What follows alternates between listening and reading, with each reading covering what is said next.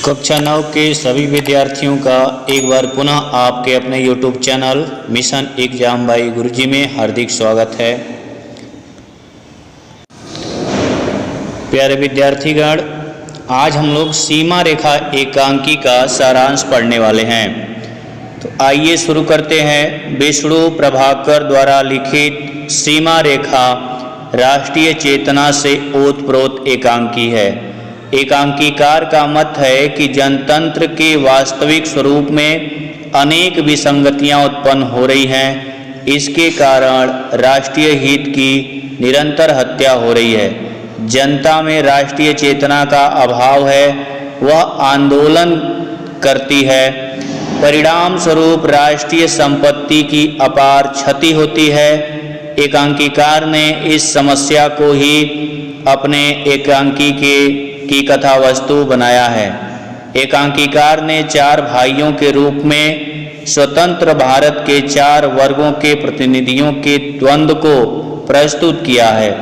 विभिन्न घटनाओं के माध्यम से इस बात को भी सिद्ध किया गया है कि जनतंत्र में सरकार और जनता के बीच कोई सीमा रेखा नहीं होती। प्रस्तुत एकांकी की कथा वस्तु इस प्रकार है। एकांकी में चार भाइयों का वर्णन है। चारों भाइयों में एक सत्तापक्ष का नेता है शरद चंद्र तथा एक विरोधी पक्ष का है सुभाष चंद्र। लक्ष्मी चंद्र एक व्यवसायी हैं, जबकि विजय पुलिस में कप्तान है। अरविंद बड़े भाई लक्ष्मी चंद्र का पुत्र है। इन चारों भाइयों की पत्नियां हैं तारा, अन्नपूर्णा, सविता और उमा। एक दिन बैंक के पास आंदोलनकारियों की भीड़ बेकाबू हो जाती है और पुलिस को गोली चलानी पड़ती है। एकांकी का पर्दा उपमंत्री शरद चंद्र की बैठक से खुलता है। फोन पर सूचना मिलती है कि पुलिस ने उग्र भीड़ पर गोली चला दी है।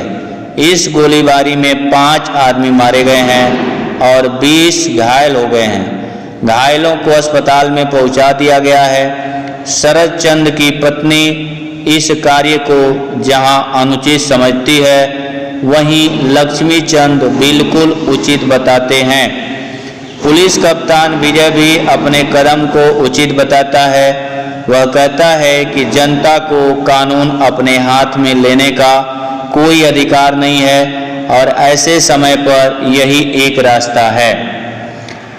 इसी समय विरोधी पक्ष का जननेता सुभाष चंद्र आता है। वह भी पुलिस के गोली कांड की निंदा करता है और उपमंत्री से इस घृणित कार्य के लिए उत्तरदायी पुलिस अधिकारी को निलंबित करने का अनुरोध करता है। सुभाष और सविता पुनः कहते हैं कि जनतंत्र का अर्थ ही जनता का राज्य है। तभी यह सूचना मिलती है कि अरविंद पुलिस की गोली में मारा गया। लक्ष्मी चंद और उनकी पत्नी अन्नपूर्णा इसे विजय की क्रूरता कहते हैं।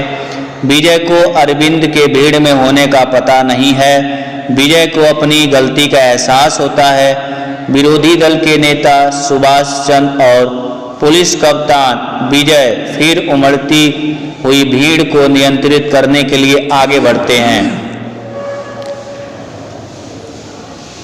विजय गोली चलाने से इनकार कर देता है, जिससे असामाजिक तत्वों की भीड़ में ये दोनों भाई कुचलकर मर जाते हैं। सारा वातावरण करुणा से भर जाता है। भीड़ शांत हो जाती है। दोनों के शव बैठक में लाकर रख दिए जाते हैं। शरद चंद्र तीनों को देखकर कहता है, यह देखो, कमरे में तीनों लेटे हैं, कभी नहीं उठेंगे। ये अरविंद और सुभाष हैं। यह जनता की क्षति है और इधर यह विजय है, यह सरकार की क्षति है। अन्नपूर्णा रोकर इसे घर की क्षति बताती है। सविता कहती है, नहीं जीजी, यह उनकी नहीं, सारे देश की क्षति है। देश क्या हमसे और क्या हम क्या देश से अलग हैं? शरद इसकी बात का समर्थन करता है। यहीं पर एकांकी समाप्त हो जाती है। इस एकांकी की कथा वस्तु बड़ी सजीव, विचारोत्तेजक, गतिशील, घटनामयी और मर्मस्पर्शी है। संकलन त्रय का यह भरपूर निर्वाह है। संपूर्ण कथानक उपमंत्री शरदचंद्र के ड्राइंग रूम में कुछ ही मिनटों में घटित हुआ है। शिल्प की दृष्टि से यह रेडियो रूपक है, किंतु इसका अभिनय भी सफलतापूर्वक हो सका है। तो प्यारे विद्यार्थीगण, वीडियो आपको कैसी लगी कमेंट में बताइएगा।